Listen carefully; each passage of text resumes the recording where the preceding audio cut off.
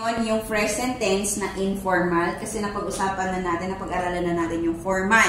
So, ang pag-uusapan natin ngayon, paano ba mag-conjugate ng informal form? Okay, so, meron tayong nakaseparate na rules sa informal. Sa formal form kasi, i-attach mo lang, kailangan mo lang i-analyze kung vowel ending ba yan or consonant ending ba yan. Pero kapag sa consonant na, medyo komplikado ng konti lang naman, kasi may mga sarili silang rule. So, unang-una, paano kapag daw ang verb stem mo ay nagtatapos sa a?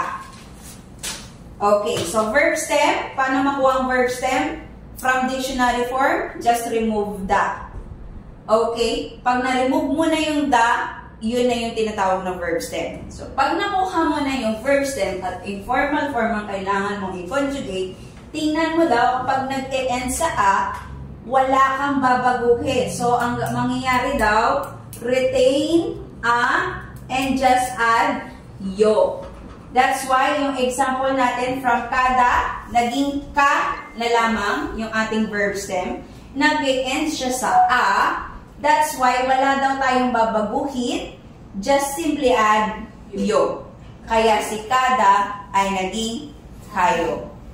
Okay. Paano naman daw kapag yung verb stem mo ay nagtatapos sa o? Pag nagtatapos sa o, ang kanyang rules daw, mag-add ka daw ng a. And then, pagditikitin mo sila. So, magiging wa. And then, just add yo. Huwag mong kakalimutan yung yo kasi yun yung paggalang mo, naka-informal tayo. Okay? So, si oda, naging o, verb stem, and then add a, naging wa, yo. Okay?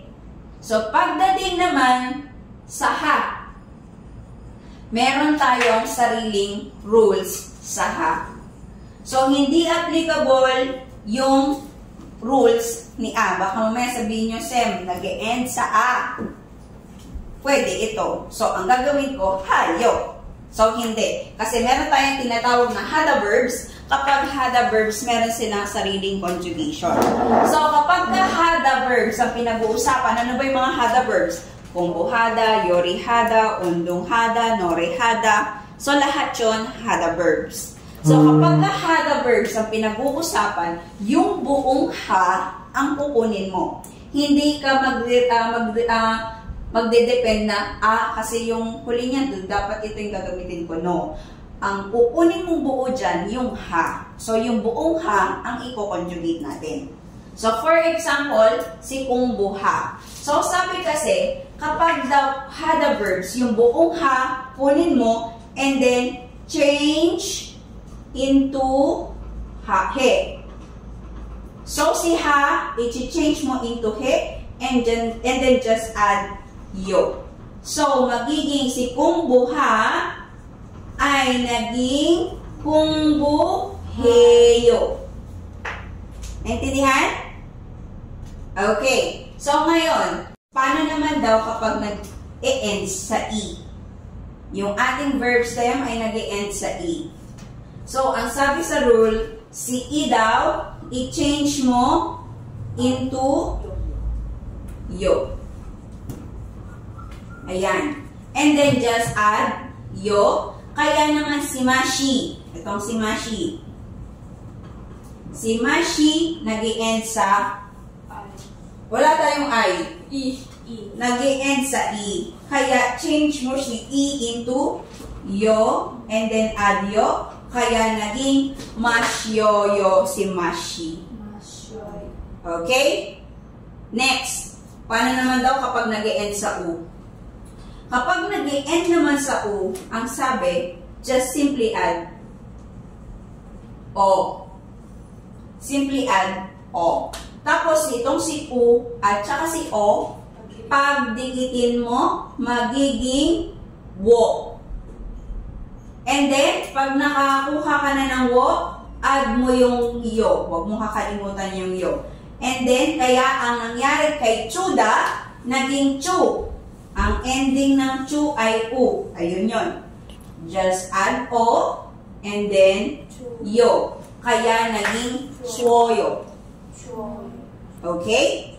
Ngayon, paano naman ngayon kung ang pag-uusapan natin ay may consonant ending? So, kapag consonant ending tayo, ayan yung rule, yung dalawang box sa ibaba, ayan yung rule. So, kapag consonant ending, magde-depend tayo ngayon sa a or o. So, kailangan, dito ka ngayon titingin. Sabi ko sa inyo, laging bida ang vowel. So, halimbawa, yung verb stem nyo, may consonant siya, ang titingnan mo ngayon yung vowel niya. Kapag present ang isa man dito, ibig sabihin, ang idadagdag mo daw ay a, yo. Pero, kung halimbawa na hindi present ang isa sa mga ito, ang idadagdag mo daw ay o, yo. So, paano yun? So, for example, si al. Ito na ang ating verb stem. Natanggal na yung da. Ang kanyang ending ay consonant. Ayun. Ngayon, ang titingnan mo ngayon yung vowel. So, yung vowel, may present ba ito? Ang isa dito? Sino yun? Si a. That's why ang idadagdag natin ay ayo. Okay. Kaya naging arayo. For example naman, wala yung a or o. Katulad ni mok. So, si mok ay nag-end sa consonant. Ngayon, ang titingnan mo ngayon ay yung vowel. Present ba ang isa sa mga ito? Wala. So, kapag wala, ang idadagdag natin ay oyo. Kaya, naging mogoyo.